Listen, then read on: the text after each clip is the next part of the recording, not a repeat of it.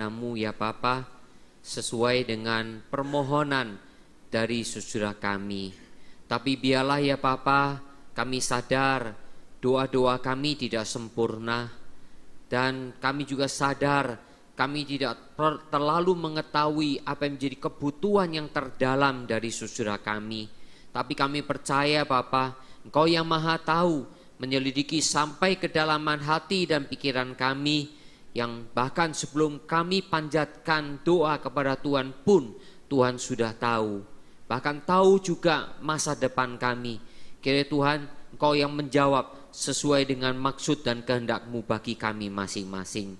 Kami ingin merenungkan firman-Mu ya Bapa, sertai kami supaya kami boleh dibukakan pikiran dan pengertian kami, hati kami juga, sehingga kami boleh mengaminkan dan bahkan diberikan kekuatan untuk melaksanakan firman Tuhan dalam kehidupan kami. Dengar doa kami Bapa, dalam nama Tuhan Yesus Kristus.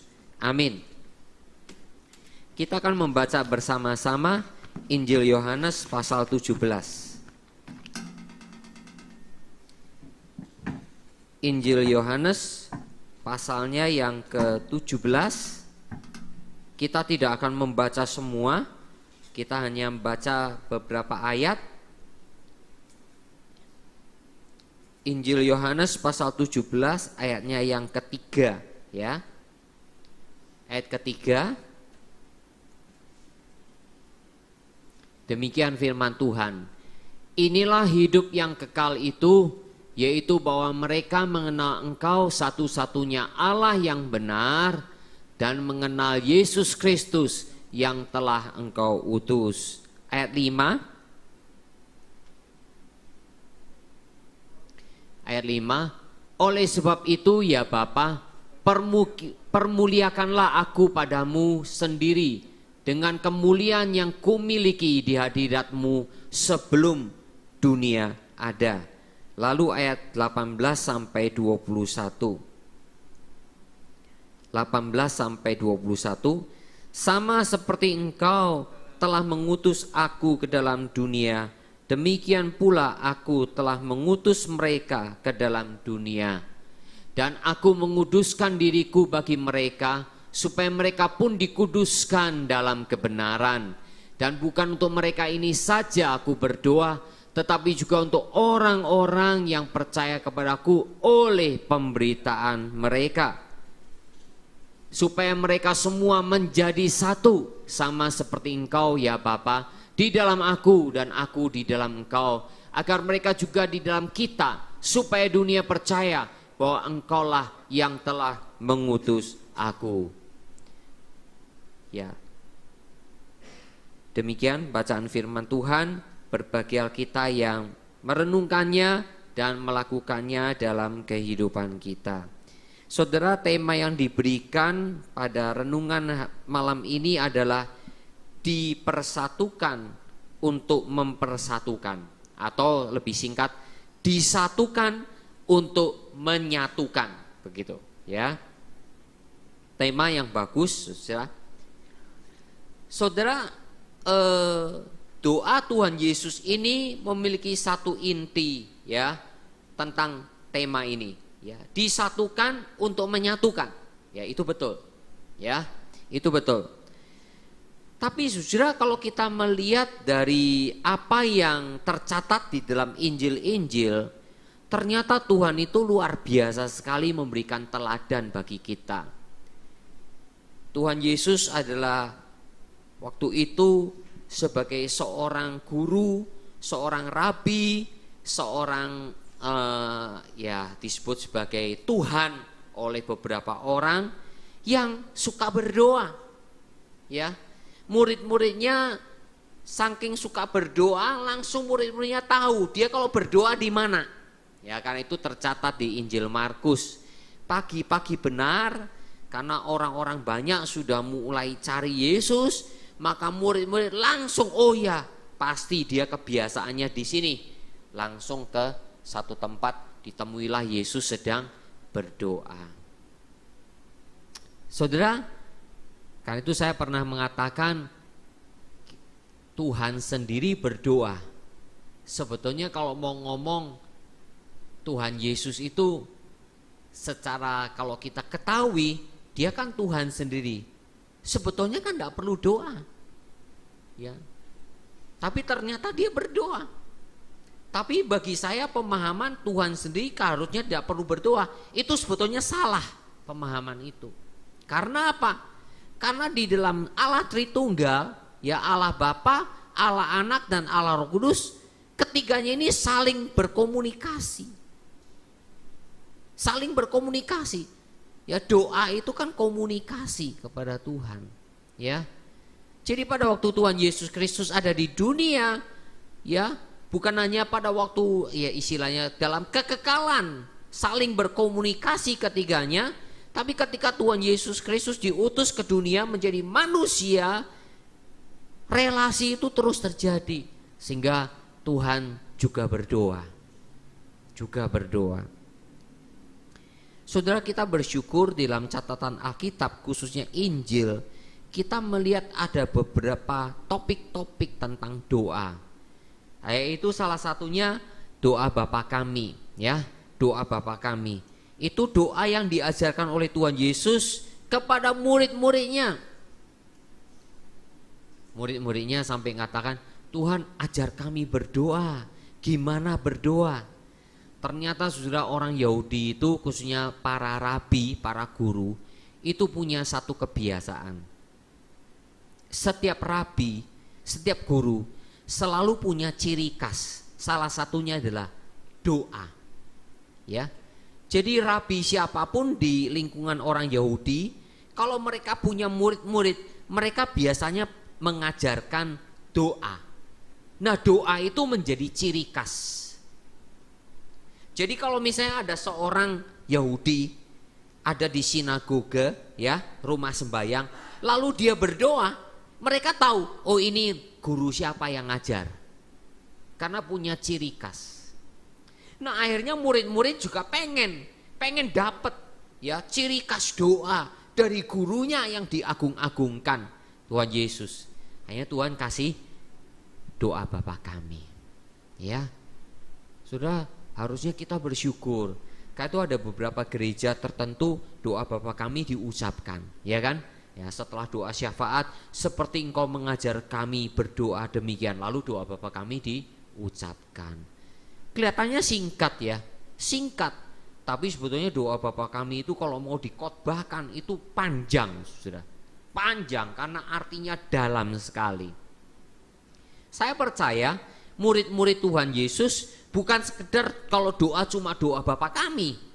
Karena kalau doa Bapa kami itu diucapkan dalam doa, kalau sudah hafal, itu enggak sampai 2 menit selesai.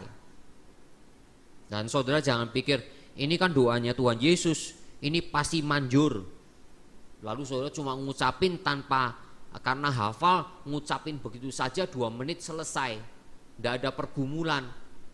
Nah, nanti bahayanya apa? Saudara jadi mantra. Ya, kita jadi mantra dengan doa Bapa kami. Itu hati-hati sekali, ya. Kemudian Tuhan Yesus Kristus juga mengajarkan kita, ini memang pribadi Tuhan sendiri. Pada waktu dia bergumul di Taman Getsemani, bagaimana dia berdoa untuk masalah cawan yang harus diminum. Dan kemarin saya sudah khotbahkan, ya, bagaimana Tuhan akhirnya menaati kehendak Bapanya. Doa di Getsemani.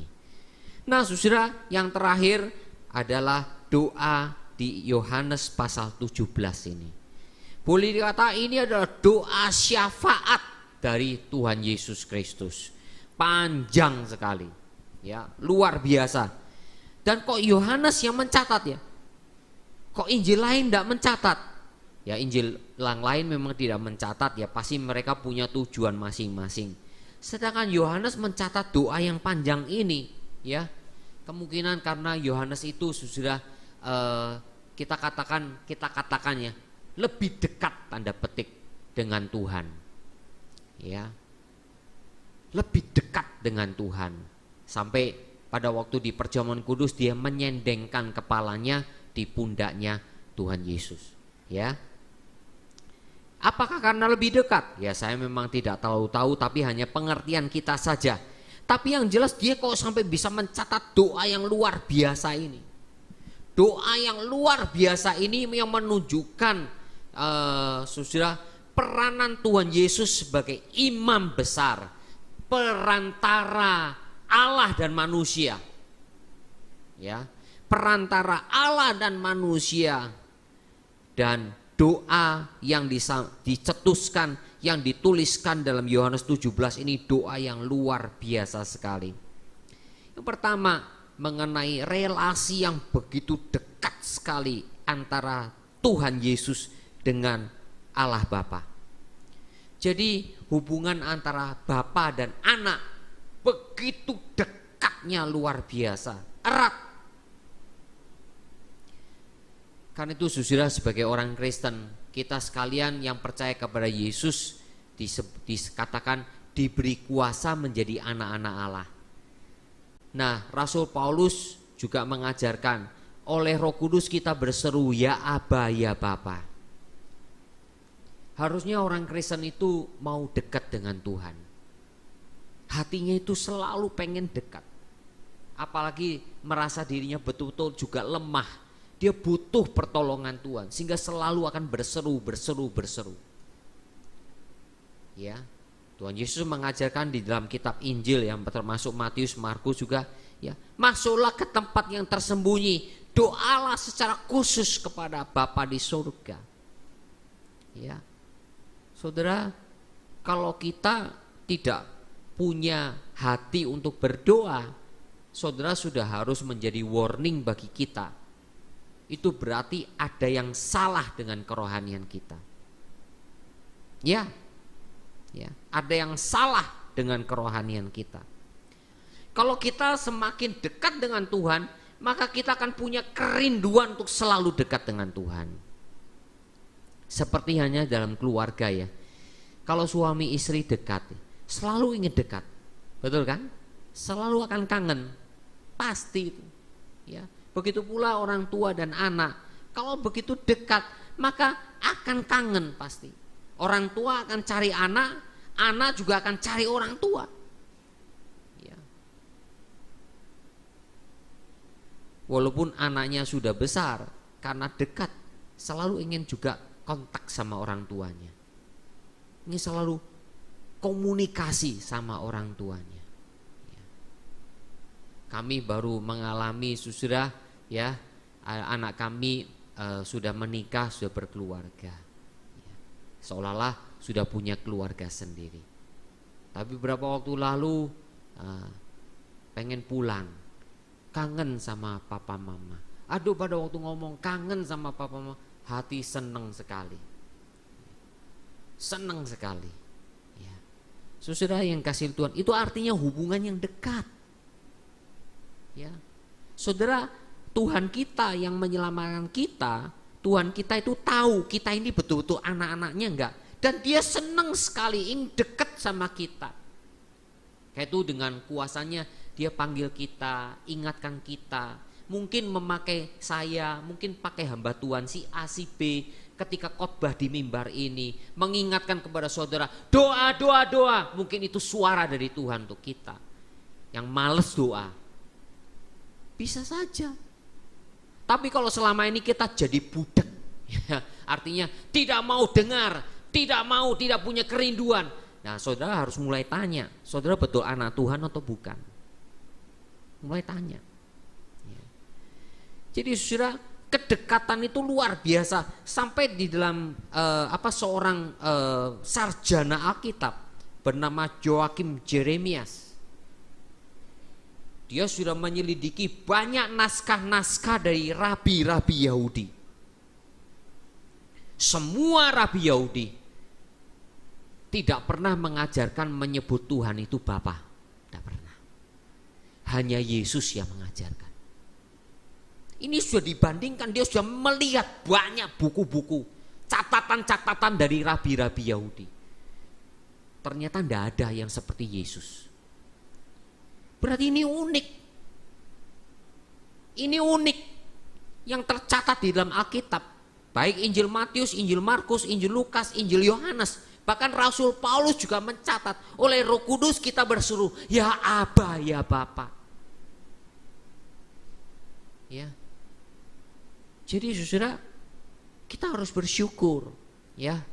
Karena itulah, walaupun saya juga kadang-kala lemes, saudara, kadang-kala aduh capek badan dan sebagainya. Terus saya tahu saya harus berdoa. Tuhan tolong saya untuk berdoa. Tuhan ajar saya untuk berdoa. Saya sadar saya belum sempurna kok. Justru itulah saya selalu minta pertolongan Tuhan, ya. Itu hal yang pertama. Yang kedua, saudara, ya, karena itulah kalau kita mengerti kesatuan ini, kesatuan antara Allah Bapa dan Allah Anak dengan Allah Roh Kudus, maka Tuhan Tritunggal ini ingin supaya orang-orang yang diselamatkan pun disatukan dengan Dia. Ya. So itulah saudara, disatukannya di dalam Tritunggal dan jangan lupa di dalam firman. Tuhan Yesus mengatakan itu, kuduskanlah mereka dalam kebenaran, firman-Mu adalah kebenaran. Orang yang ngomong dekat dengan Tuhan tapi tidak suka baca Alkitab, itu juga tanda tanya. Bukan saja ingat membaca Alkitab itu tidak sama dengan mendengar khotbah, saudara. Tidak sama. Saudara jangan katakan, aku banyak lihat YouTube loh, dengar khotbah banyak sekali, bahkan sehari itu bisa berapa jam. Itu lain dengan membaca firman, lain. Karena membaca firman itu adalah hubungan pribadi dengan Tuhan. Kalau mendengar dari YouTube khotbah-khotbah, itu belum tentu hubungan pribadi dengan Tuhan. Khotbah itu sebetulnya hanya alat untuk menolong kita. Oh, yang belum mengerti firman dijelaskan. Nah itu. Tapi ini hubungan pribadi, mau tahu kehendak Tuhan di mana, itu baca firman. Saya aja sampai sekarang masih baca firman kok. Saya tidak punya hati, aku sudah tahu firman Tuhan ini. Tidak ada itu. Tidak ada hati saya yang begitu. Tuhan, saya ingin lebih mengenal lagi firman Tuhan. Walaupun saya pernah baca, walaupun saya sudah baca puluhan kali, saya tetap membaca. Saya disegarkan lagi. Oh iya, saya mulai kemarin sudah masuk lagi kitab Hosea. Saya sudah tidak tahu lagi sudah berapa kali membaca Alkitab. Disegarkan lagi. Wah, disegarkan lagi. Sebelumnya kitab Yehezkiel. Terus disegarkan. Walau kadang-kala memang ada yang lupa. Ya memang kita nggak bisa ingat semua, betul kan? Justru itulah kita rendah hati. Kita butuh pertolongan Tuhan.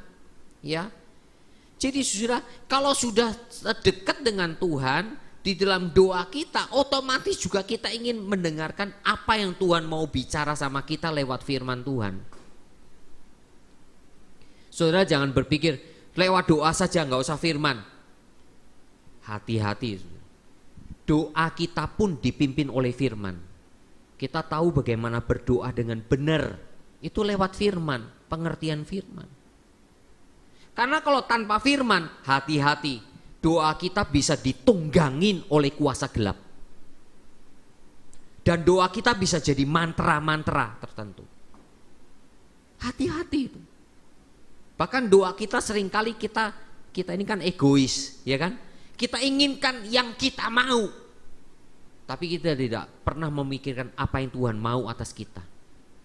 Alkitab mengajar ke kita kehendak Tuhan yang jadi, bukan kehendak kita. Ya. Sehingga pada waktu berdoa pun kita inginkan ya yang Tuhan mau. Kalaupun keinginan kita akhirnya sesuai dengan keinginan Tuhan, jadilah ya Tuhan kehendak-Mu. Tapi keinginan kita tidak sesuai dengan keinginan Tuhan, kita tetap katakan jadilah Tuhan apa yang Kau mau, bukan keinginan saya. Nah, ini namanya orang Kristen yang dewasa. Ya. Karena apa? Memahami firman dengan baik. Ya. Jadi dipersatukan dengan Allah Tritunggal dan dipersatukan juga di dalam firman.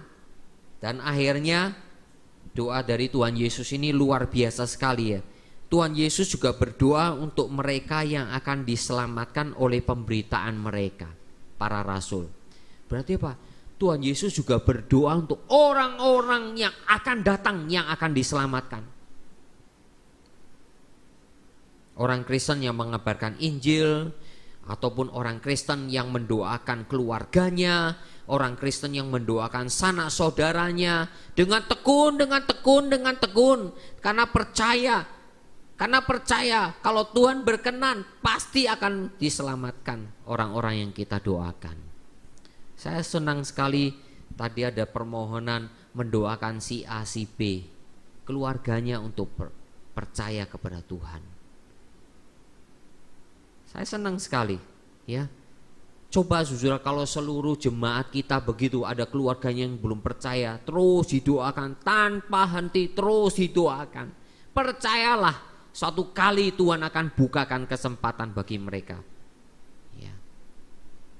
Waduh saudara, kalau semua jemaat kita mendoakan keluarganya yang belum percaya, terus didoakan dan terus coba dibawa, jemaat kita akan tambahnya cepat saudara. Ya. Jadi saudara, Tuhan kita itu imam besar, pengantara Allah dan manusia. Dia juga mendoakan anak-anak Tuhan yang sudah percaya, dan mendoakan yang akan jadi anak-anak Tuhan yang akan datang. Luar biasa. Kayak itu saudara, pelayanan doa syafaat itu pelayanan yang bukan sepele. Pelayanan doa syafaat itu sebetulnya salah satu pelayanan yang berat. Doa syafaat, ya, salah satu yang berat. Selain firman, pelayanan firman itu berat. Pelayanan pemerhati itu juga berat.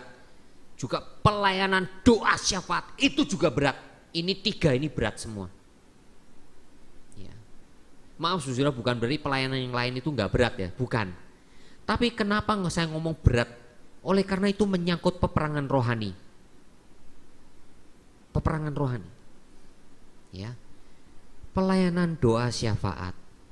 Kadanglah orang ngomong, aku sudah nggak berguna bagi Tuhan. Loh, masih bisa. Mungkin nggak bisa jalan, terbaring di kamar, di tempat tidur, masih bisa berdoa syafaat.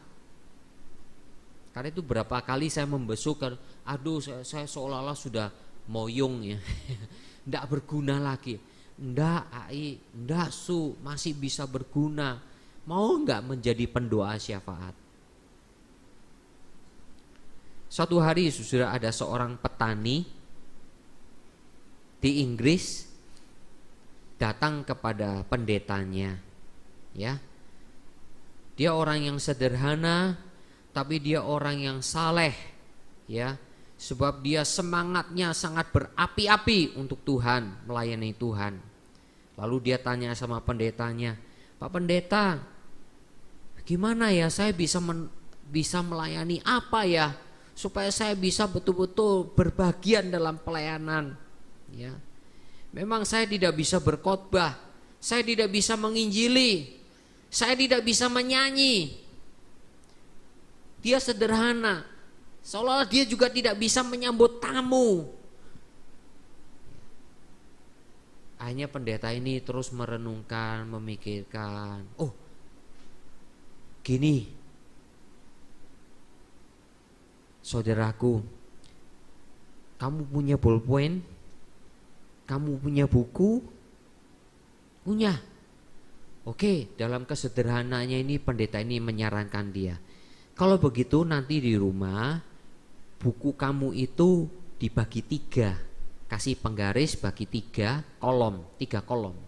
Kolom pertama tulis nomor, kolom kedua tulis nama, kolom ketiga tulis tanggal.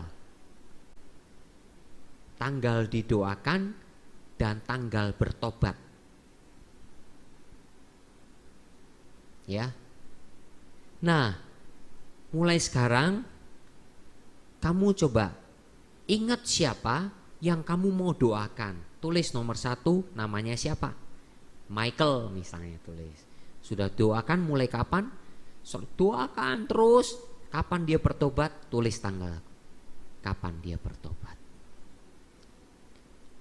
Dia mengikuti saran pendeta itu. Saya akan belajar menjadi pendoa. bagi orang-orang yang saya ingat, orang-orang di sekitar saya yang saya ingat. Dia melakukannya, saudara. Sampai saudara beberapa tahun ke depan ada seorang hamba Tuhan lain menemukan catatan, buku catatan dari doanya, nama-nama dari orang-orang yang didoakannya, ditemukan oleh hamba Tuhan lain. Ternyata tercatat ada berapa, saudara? Ada 2450 nama-nama yang didoakan dan menjadi orang Kristen. Orangnya sederhana, orangnya nggak bisa khotbah, nggak pinter ngomong, nggak bisa pelayanan penyambut tamu, ya, habis sederhana, karena memang dia nggak punya banyak kekayaan, sederhana, tapi dia bisa menjadi pendoa syafaat. 2450 orang.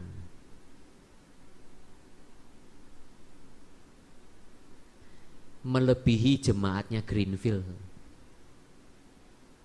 Ya kan?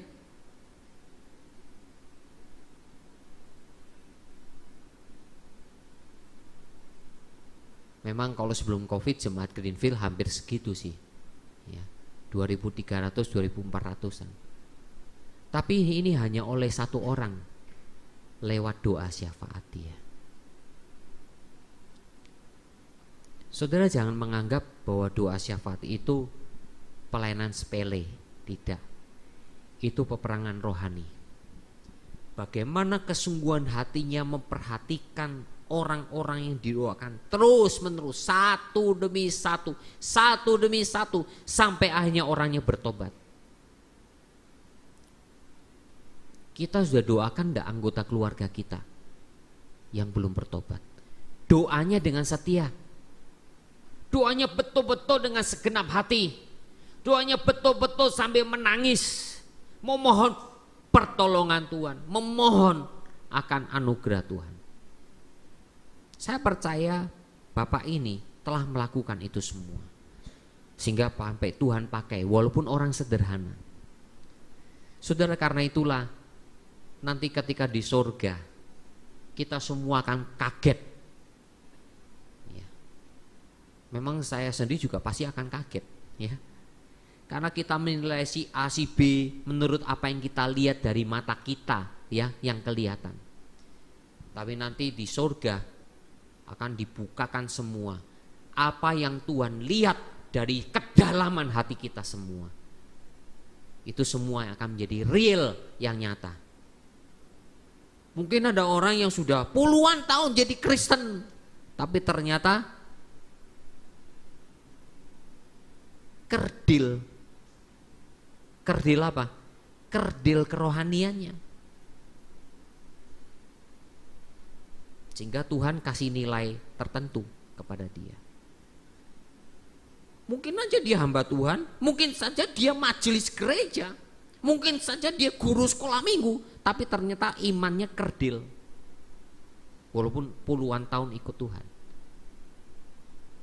Tapi ada saja, bisa saja orangnya mungkin baru ikut Tuhan baru 5 tahun, tapi rohaninya sudah luar biasa. Dan dia sungguh-sungguh sudah dipakai oleh Tuhan yang tidak kita lihat. Yang tidak kita lihat. Dan Tuhan tahu itu semua.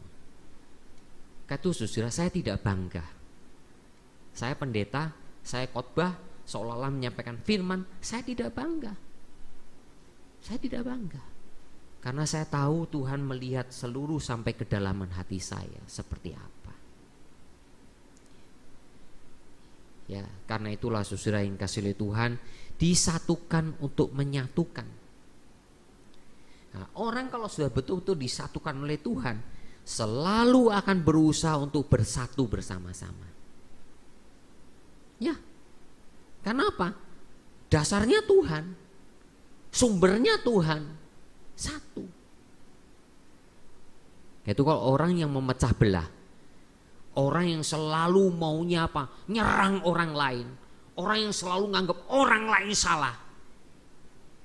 Itu rohnya bukan rohnya bukan roh Tuhan, tanda petik. Spiritnya bukan spirit dari Tuhan yang menyatukan. Tapi kalau kita betul-betul bersama dengan Tuhan, dipersatukan oleh firman, dengan semangat untuk firman, untuk Tuhan, kita akan ingin satu. Kita tahu mana yang prinsip dan mana yang tidak prinsip. Ya. Prinsip seperti Tuhan Yesus adalah juru selamat satu-satunya di dunia. Itu prinsip. Kalau ada orang ngomong Kristen mengatakannya di luar Tuhan Yesus ada keselamatan, itu jelas tidak bisa satu dengan kita. Karena itu prinsip. Ya. Tapi kalau ya misalnya saja hal-hal yang tidak prinsip, ya misalnya pakaian, seragam, itu enggak prinsip. Pakaian atau seragam itu tidak boleh memecah kita. Itu enggak prinsip. Ya. Jadi saudara, kita tahu firman itu yang prinsip yang mana, yang menyatukan kita. Ya, itulah yang paling penting di dalamnya. Kiranya firman Tuhan ini menolong kita. Bahkan Tuhan ingin orang-orang yang akan diselamatkan, yang akan datang pun dipersatukan bersama-sama dengan kita. Mari kita berdoa. Terima kasih Bapa untuk kebenaran firman yang telah kami pelajari bersama-sama dan kami renungkan. Kiranya Tuhan sering yang memberkati firman-Mu ini Bapa, dan biarlah kami boleh memahaminya dengan baik.